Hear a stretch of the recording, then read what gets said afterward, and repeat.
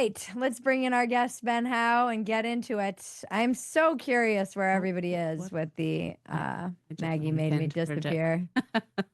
It's probably appropriate. I'll just defer to a man and let him take over from here. Yes, I'm it's good that taking you brought me so that I could let you know what you should think about faith. What do you think about faith? Well, I actually have always had a issue with the word Mm. because it's become synonymous for the secular world for faith to be almost an insult.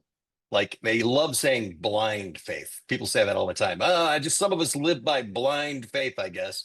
And my response is usually, okay, I'm not an idiot. I think the things I think because I've read and I've thought and I've used my own logic and reasoning and I've looked at the world around me and thousands of years of history, I think agree with me. It's not blind. It's just informed by what I see and live. Do you think that it's also a little bit of an insult from people who don't have any faith?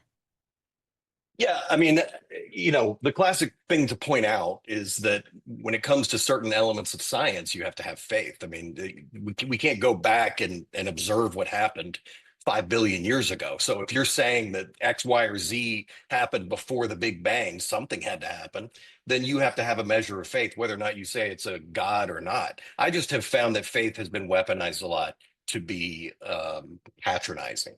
And I would love to take the word back because it really should have a lot of, it should give people comfort. They should find comfort in their faith and not feel foolish for saying they have it. That's where I feel like, as someone who's Gen X, what I was saying in my monologue, like not having a framework for this, I kind of came of age. You and I are relatively the same age.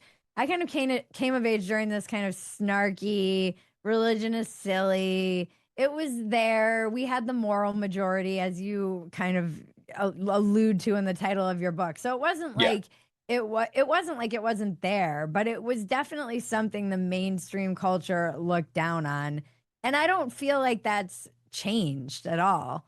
No. It's always been a little bit of a punchline. You've got shows like Righteous Gemstones. There, as somebody who, The and you unfortunate and I, truth is there are a lot of idiots that make it easy to take shots at Christians. I mean, right. you've seen them. You've seen Jimmy Swaggart crying on TV after he got caught with a prostitute and had just been excoriating however many people for other pastors for committing immoralities. So a lot of these caricatures they have of Christians have uncomfortable reality associated with them. But Well, I yeah, and think then you have everything that's happened and come out in like the Catholic Church that was, yes. we also came of age during the time when Sinead O'Connor was probably one of the earliest people ever canceled, and she was canceled for ripping a picture of the Pope on Mhm. national live television, something I'll never forget. Yeah, And was destroyed for that. Like her career was destroyed. She wasn't welcome back on anything. And then she was trying to tell us, she was that trying some to, bad stuff was going on with yeah, the you don't have to look hard to find things in the church that are disturbing. And I think that in I talked about this a little bit in the book where I was pointing out that it's sort of circular, but it is true. A Christian believes that we are fallen, that we are sinful, that we are by nature going to lean towards doing the wrong thing. The fact that a lot of Christians do is just sort of evidence that we're right. Like, yes, it's true.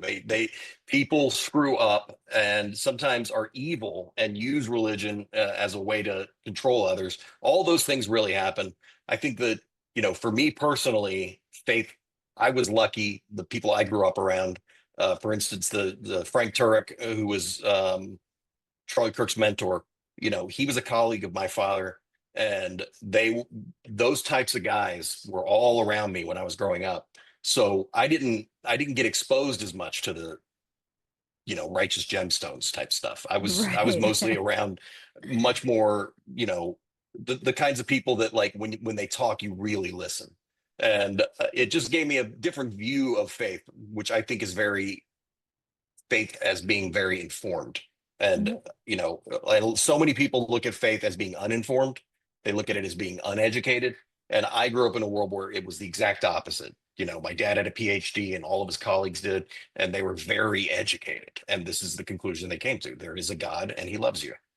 We actually did an interview on Walk-ins Welcome with what was his name again? I always blank. The guy who's the interview got deleted with the he was Nick Nisley. Nick Nisley. He's the Bishop of Rhode Island and Episcopalian Bishop of Rhode Island. And he comes from like he's an astrophysicist who basically, the more he went down into the science rabbit hole, which you see this with Einstein and a lot of these guys, that they find that it just proves the existence of God.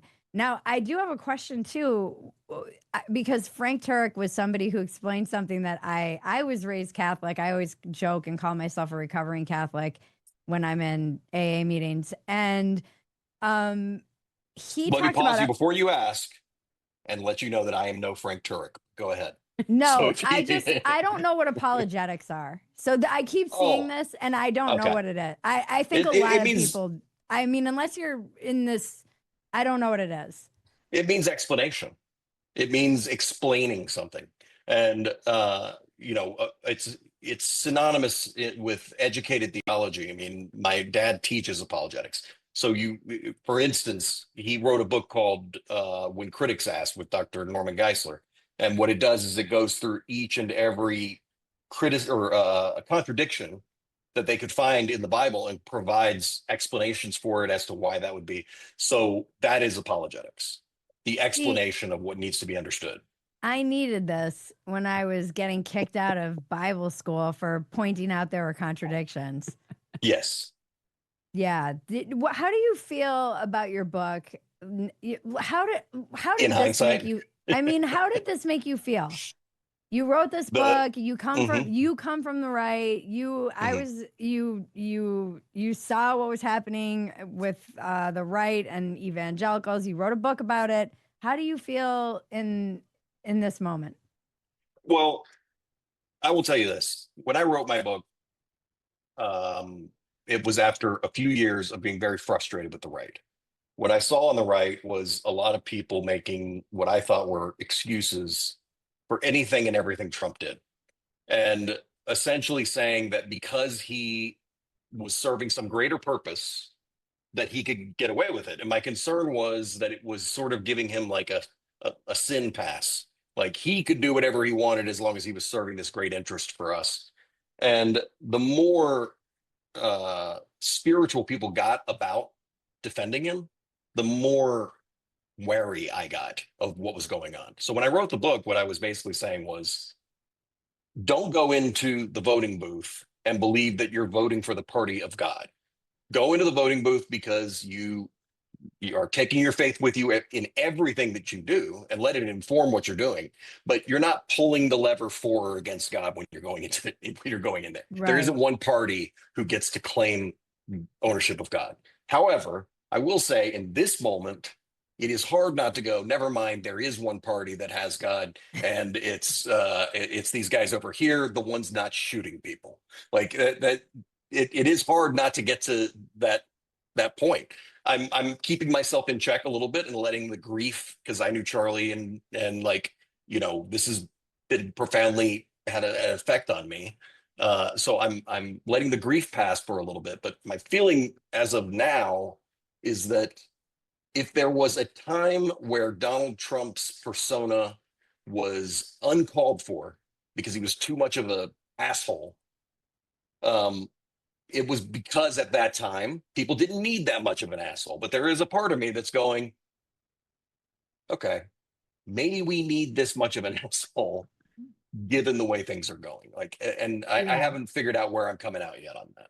Yeah, I know. I get it. I've been Little Miss captain of the fence riding team for 10 years. And only recently, when I just wrote a piece about this, kind of came to the conclusion that there's no such thing as too far left. So how do you check that? I don't know any other way other than to give the right more power. But then I sometimes feel like the left is just not going to check themselves, and then they're going to force the right to, and then it becomes like this self-fulfilling prophecy of fascism or whatever. And yeah, I feel confused. Well, there's But an what element of what you said to me the other day, which was that you know, it's so little these days about ideology. It's really crazy people and not crazy people. And I had a problem with a lot of the people on the right that I thought were crazy, but I don't. I have. I find what the left is showing you these days to be much more concerning type of crazy. Like somebody saying something that I think is nuts is very different than somebody doing something I think is nuts. yeah. Yeah, and I think what you said too is what always creeps people out when there's this church and state and they are working together. There Hmm. is that idea of like you are going and voting for God or you're voting against God, and we know how that plays out. So Yeah, I mean, I think that the founders' idea was definitely that the culture is going to be reflected in our government. And so if more Christians are electing Christians, then the type of legislation and lawmaking and everything is going to lean more in a Christian way. And as a Christian, you should want that, and that's fine. But I think that what they didn't count on was the amount of people who would just use religion and not really believe it, but just use it in order to win an election. And that's where it starts to get dangerous, and why I have cautioned against tying faith too directly to one party is it starts to just become a special interest. It starts to mm, become like the same as any, these guys are the party of lowering taxes and God, and so then that means what? When you're voting for the other party, you're voting against God, I guess. Like it's odd and yeah.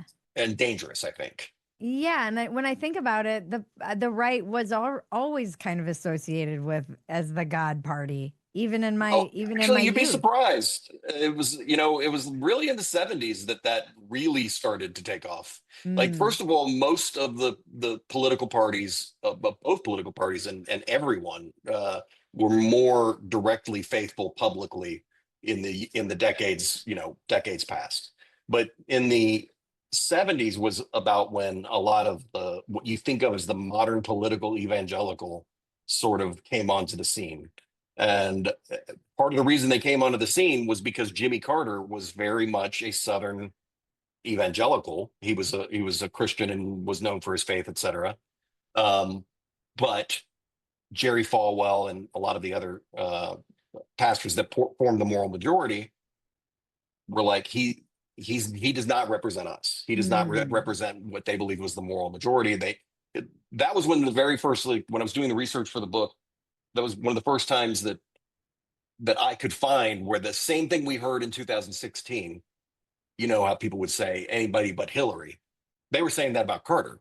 right. And I think it was Falwell actually who said, I'd vote for the devil himself if he was the VP, as long as it got Jimmy Carter out of office. And I think that's a little crazy. Well, we have a lot of hands up, so I want to hear from the people who have questions or thoughts about this topic. I'm so curious where I am curious too, like what it all looks like in 2 years. Is there some kind of faith revival I know in it's gonna be a barren wasteland, and you and I are gonna be on motorized bicycles looking for fuel.